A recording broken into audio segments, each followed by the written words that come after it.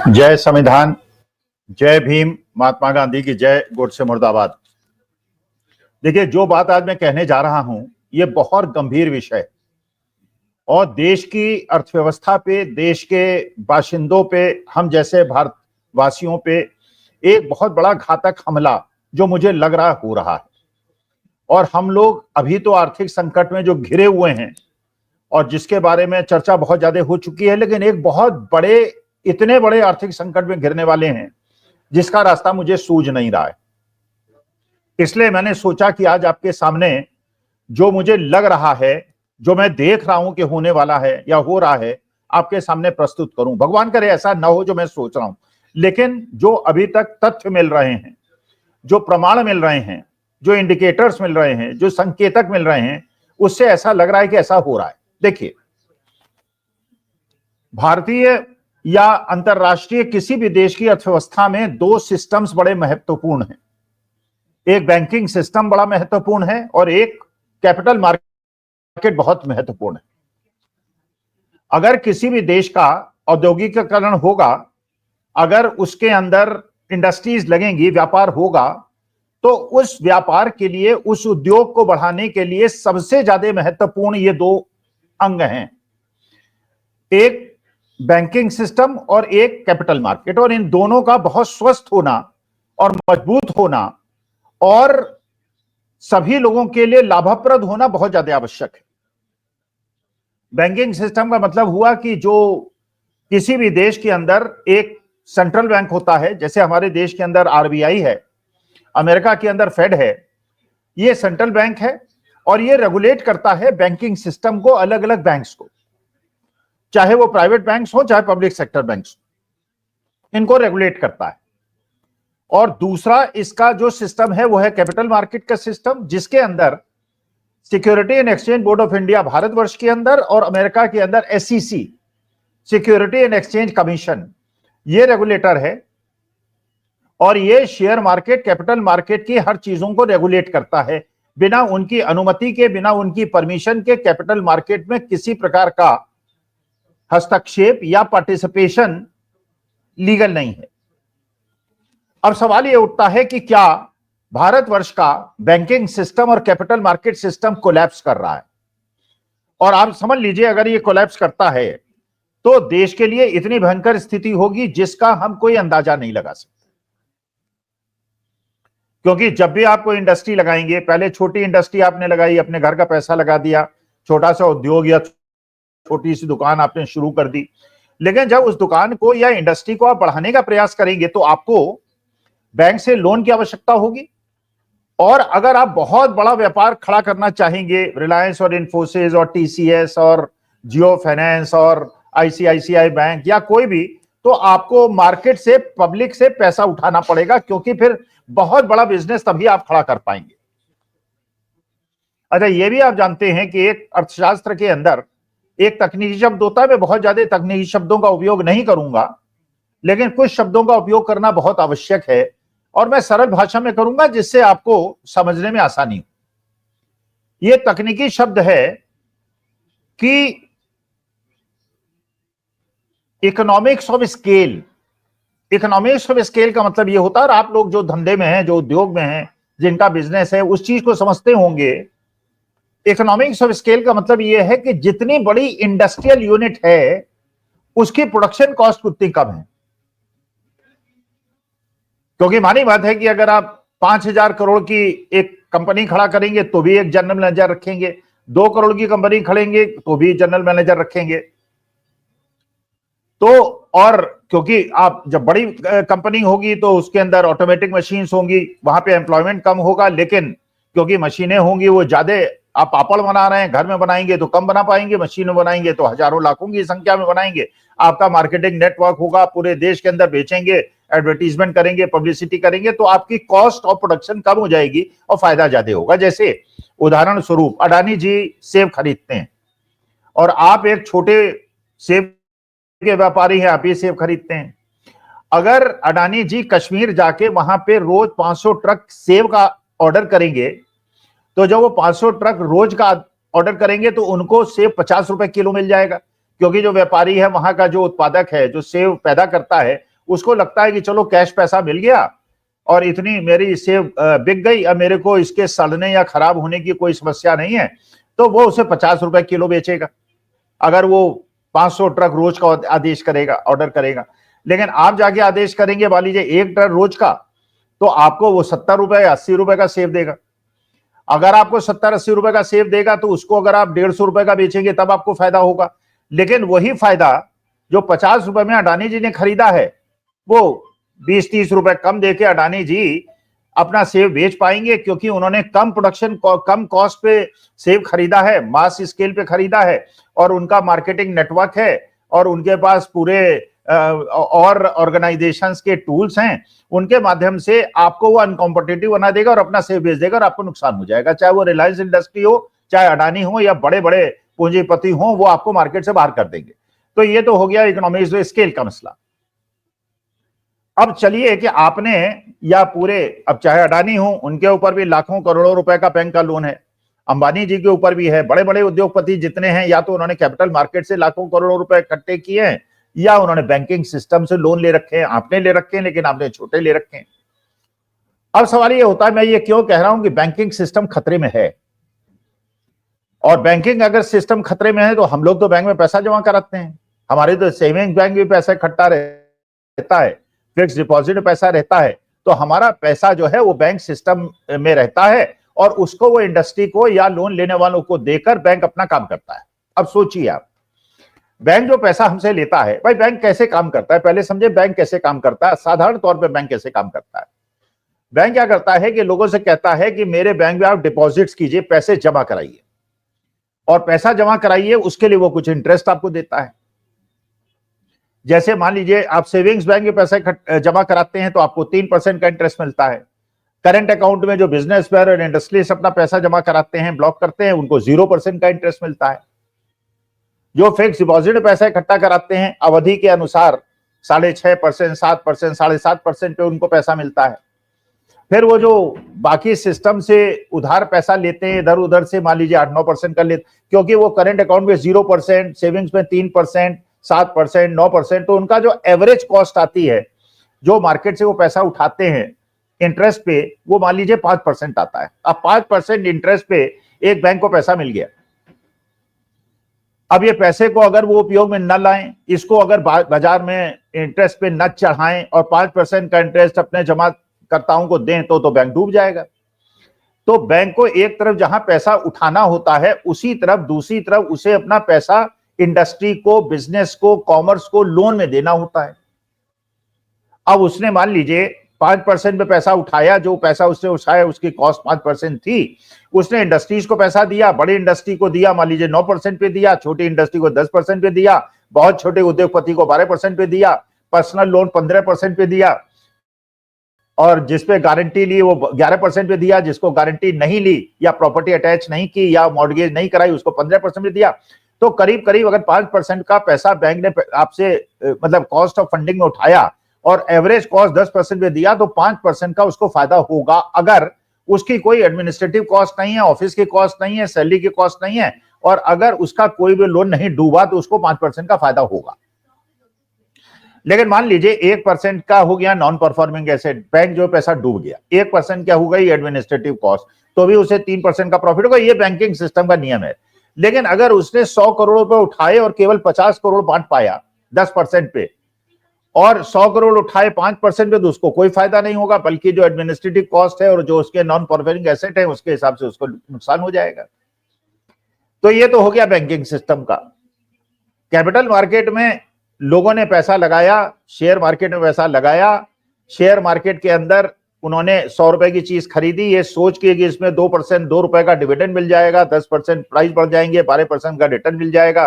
निर्मला ताई उसमें से लॉन्ग टर्म कैपिटल या शॉर्ट टर्म कैपिटल गेन ले लेंगे तो 10% का प्रॉफिट मिलेगा, और बैंक से मुझे 7% का इंटरेस्ट मिल रहा है, 10% का मुझे कैपिटल मार्केट से मिल जाएगा, तो 3% का मैं एडिशनल प्रॉफिट कमा लूंगा। इस प्रकार ये सिस्टम काम करता है। अब बैंकिंग सिस्टम कोलैप्स क्यों कर रहा है और कैपिटल मार्केट क्यों कोलैप्स कर रहा है, और इस कोलैप्स करने का हमारी इकोनॉमी, जो देश की इकोनॉमी है, उस पर कैसे इंपैक्ट पड़ता है और कैसे ये बड़ी गंभीर चुनौती हमारे लिए पेश करता है। देखिए, बैंकिंग सिस्टम में इंटरेस्ट रेट कम आपने किए, है, सरकार ने इंटरेस्ट रेट कम किए। इंटरेस्ट रेट क्यों कम किए? इंटरेस्ट रेट इसलिए कम किए कि अगर बैंक में आदमी को, जमाकर्ता को कम इंटरेस्ट मिलेगा तो उसके पास अपने पैसे को लगाने के लिए एक विकल्प यह होगा कि वो शेयर मार्केट और कैपिटल मार्केट में पैसा लगाए। उसने कर दिया। लोगों ने बैंक के जगह पैसा जमा कराने के बजाय, फिक्स डिपॉजिट में और सेविंग्स बैंक में लगाने के बजाय, उन्होंने अपना पैसा निकाल निकाल के कैपिटल मार्केट, शेयर मार्केट में डाल दिया। शेयर मार्केट में जब ज्यादा पैसा आ गया तो शेयर मार्केट बढ़ गया। अच्छा, लेकिन शेयर मार्केट तो बढ़ गया। अच्छा, फिर वो दिखाने की कोशिश हुई कि देखिए शेयर मार्केट कितना अच्छा रिटर्न दे रहा है और इसका मतलब यह है कि देश की इकोनॉमी बहुत अच्छा काम कर रही है, जबकि वास्तविकता यह है कि मनमोहन सिंह के जमाने में जो शेयर मार्केट ने रिटर्न दिया था उससे मोदी जी के जमाने का शेयर मार्केट का रिटर्न कम है। लेकिन अब लोग गहन अध्ययन तो करते नहीं, हो गया कि साहब मोदी जी के जमाने में बल्ले बल्ले हो रही। अब पिछले 3-4 महीने के अंदर करीब 15% शेयर मार्केट गिर चुका है। तो कैपिटल मार्केट में जिन लोगों ने ज्यादा रिटर्न के अपेक्षा में पैसा लगाया था वो भी डूबने की समस्या में आ गए।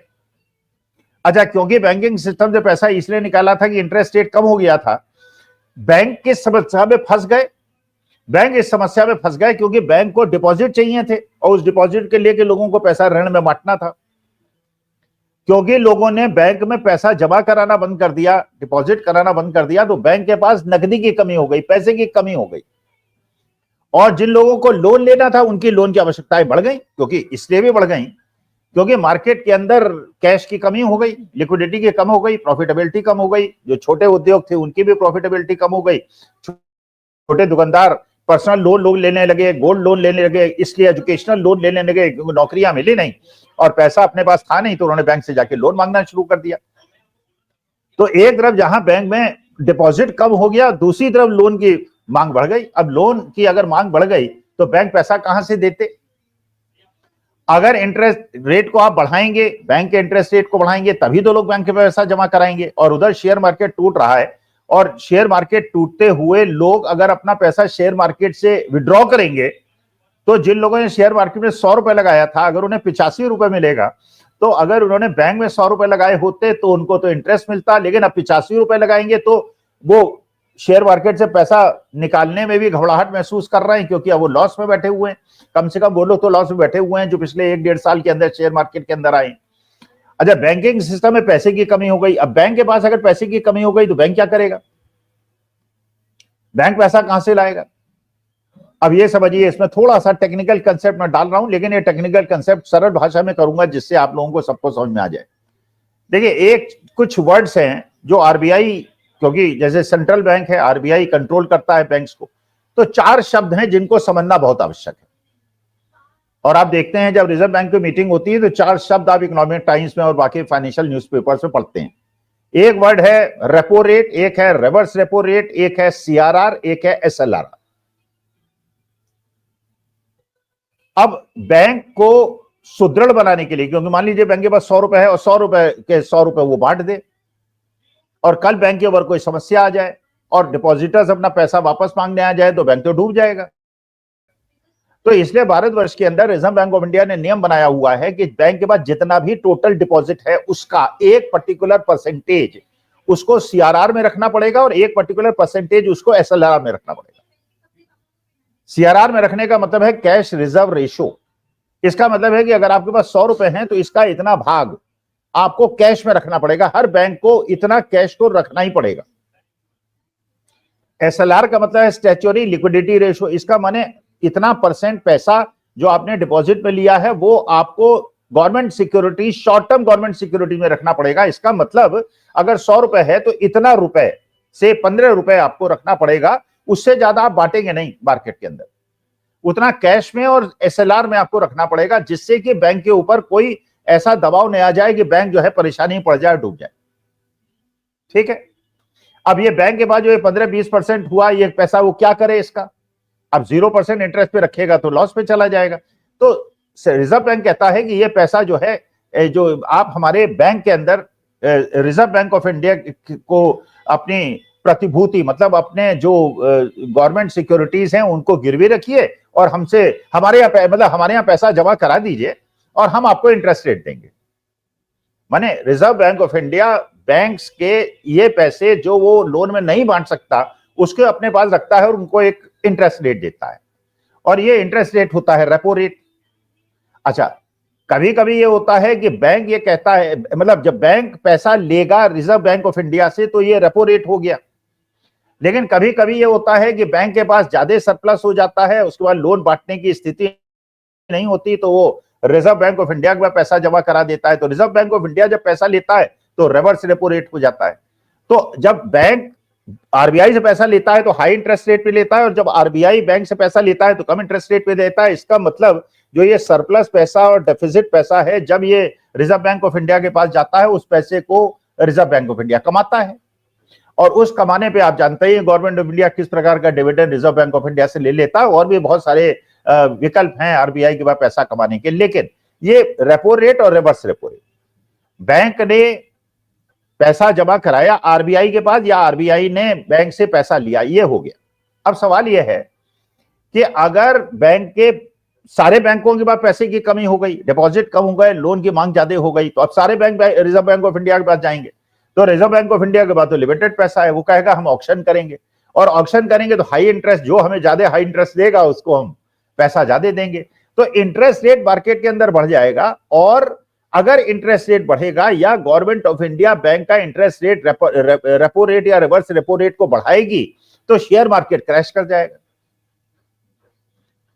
क्योंकि देखिए हर आदमी जो है वो पैसे को ज्यादा से ज्यादा कमाने की कोशिश करता है। अगर उसको इंटरेस्ट रेट बैंक से ज्यादा मिल जाएगा तो बैंक में पैसा लगाएगा, अगर कैपिटल मार्केट से ज्यादा पैसा मिलने की संभावना होगी तो कैपिटल मार्केट में लगाएगा। अब गवर्नमेंट ऑफ इंडिया ने जो चाल चली थी, जो एनपीएस चालू किया था और पेंशन स्कीम को खत्म किया था, न्यू पेंशन स्कीम लागू करने का पीछे रहस्य क्या था? रहस्य ये था कि एनपीएस में जब हम गवर्नमेंट से कंट्रीब्यूशन लेंगे और लोगों का पैसा लेंगे और उस पैसे को हम लगवाएंगे शेयर मार्केट के अंदर, क्योंकि एनपीएस के अंदर जो पैसा आएगा वो या तो डेट मार्केट में जाएगा या शेयर मार्केट के अंदर जाएगा। जब शेयर मार्केट के अंदर वो भी पैसा जाएगा और जिन लोगों ने बैंक से पैसा निकाल के एफडी वगैरह से कैपिटल मार्केट में लगाया तो कैपिटल मार्केट तो बढ़ गया, और ये दिखाने में गवर्नमेंट को आसानी हो गई कि देखिए इकोनॉमी देश की कितनी बढ़िया काम कर रही है। लेकिन अब समस्या यह है कि अगर इंटरेस्ट रेट को बढ़ाएंगे, क्योंकि इंटरेस्ट रेट बढ़ाने से ही बैंक को पैसा मिलेगा जो वो लेन दे पाएगा। अच्छा, वो अगर करेंगे तो शेयर मार्केट क्रैश कर जाएगा। तो इधर तो शेयर मार्केट के क्रैश करने का भी खतरा पैदा हो गया और उधर बैंकिंग सिस्टम के भी क्रैश करने का खतरा पैदा हो गया। और हम लोगों के एफडी और हमारे पैसे बहुत सारे बैंकों में जमा हैं, और जो बहुत सारे लोग ऐसे हैं रिटायर्ड लोग जिनको पेंशन नहीं मिलती है, उन्होंने शेयर मार्केट का जोखिम न उठा के बैंकों के अंदर पैसा जमा करा दिया, बल्कि अपनी पूरी जमा पूंजी बैंक के अंदर पैसा जमा करा दिए। और अगर बैंकों के अंदर ये सिस्टम आ गया कि उनको पैसे की किल्लत हो गई, और दूसरी तरफ अगर जीडीपी नहीं बढ़ी और देश की इकोनॉमी ने इंप्रूव नहीं किया, तो बैंकिंग सिस्टम के नॉन परफॉर्मिंग एसेट्स बढ़ गए। क्योंकि आज के तारीख में आप देख रहे हैं एजुकेशनल लोन का डिफॉल्ट भी बढ़ गया है, पर्सनल लोन का डिफॉल्ट भी बढ़ गया है, गोल्ड लोन का डिफॉल्ट भी बढ़ गया है, क्योंकि लोगों के पास वापस देने के लिए पैसा नहीं है तो डिफॉल्ट बढ़ रहे हैं। इंडस्ट्री अच्छा काम करेगी तो डिफॉल्ट कम होंगे, इंडस्ट्री खराब काम करेगी तो डिफॉल्ट बढ़ेंगे। तो अब बैंकिंग सिस्टम भी आपका खतरे में आ गया और कैपिटल मार्केट भी खतरे में आ गया। आज के तारीख में 27 तारीख को जब मैं ये रिकॉर्ड कर रहा हूं 11:30 बजे, रिलायंस इंडस्ट्री का शेयर करीब 2.25% गिरा हुआ है, जियो का करीब 3% गिरा हुआ है, टोटल मार्केट करीब लार्ज कैप 1% गिरे हुए हैं, स्मॉल कैप मिड कैप 2-2.5% गिरे हुए हैं। इसका मतलब कि कैपिटल मार्केट से तो देश के निवेशकों का पैसा भरपूर डूब ही रहा है और इसके सुधरने की भी कोई संभावना नजर नहीं आ रही है। दूसरी तरफ जो बैंक में आपने पैसा लगाया हुआ है वो भी डूबने की संभावना बढ़ गई है।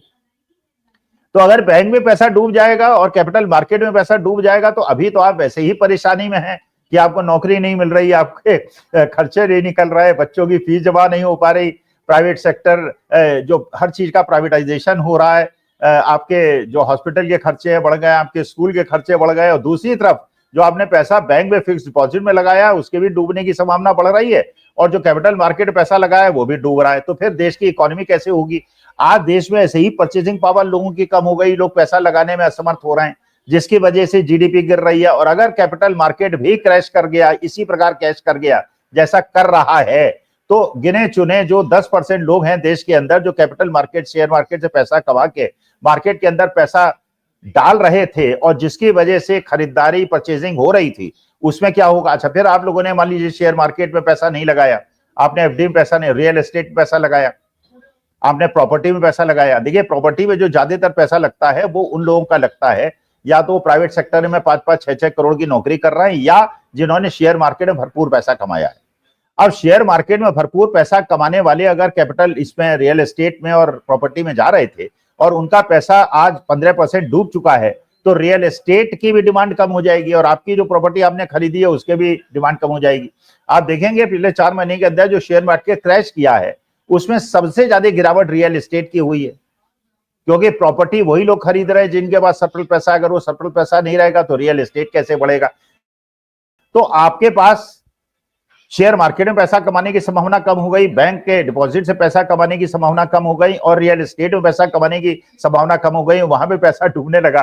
तो देश की अर्थव्यवस्था की कल्पना आप कैसे कर सकते हैं? तो मुझे लगता है कि आज के तारीख में बजट क्योंकि 5 दिन के बाद पेश होने वाला है, तो निर्मला ताई इन चीजों का ध्यान रखेंगी। जो उन्होंने कैपिटल मार्केट के अंदर शॉर्ट टर्म कैपिटल गेन और लॉन्ग टर्म कैपिटल गेन लगाया है उसको हटाएंगी। बैंकिंग सिस्टम के लिए आरबीआई को इंटरेस्ट रेट बढ़ाना पड़ेगा, लेकिन जिससे कि आपका बैंकिंग सिस्टम कोलैप्स ना कर जाए। लोगों की परचेजिंग पावर को बढ़ाना होगा जिससे कि इंडस्ट्री कोलैप्स ना कर जाए, क्योंकि अगर इंडस्ट्री कोलैप्स करेगी तो बैंकिंग सेक्टर भी कोलैप्स कर जाएगा और कैपिटल मार्केट भी कोलैप्स कर जाएगा और हमारा आपका क्या होगा ये आप कल्पना कर सकते हैं। तो मैंने केवल आप लोगों को आगाह किया कि नजरें खोल के रखिएगा, सोचते रहिएगा। जो मैं कह रहा हूं जरूरी नहीं कि हो जाए, लेकिन ये इंडिकेशंस ऐसे मिल रहे हैं कि ऐसा हो सकता है। सो जितने भी देश के नागरिक हैं और जो देश का हित चाहते हैं और भारत माता की जय बोलते हैं, इंक्लूडिंग मी, उनको इन सब चीजों पे आंख खोल के कान खोल के रहना पड़ेगा। नमस्कार, धन्यवाद और प्रणाम।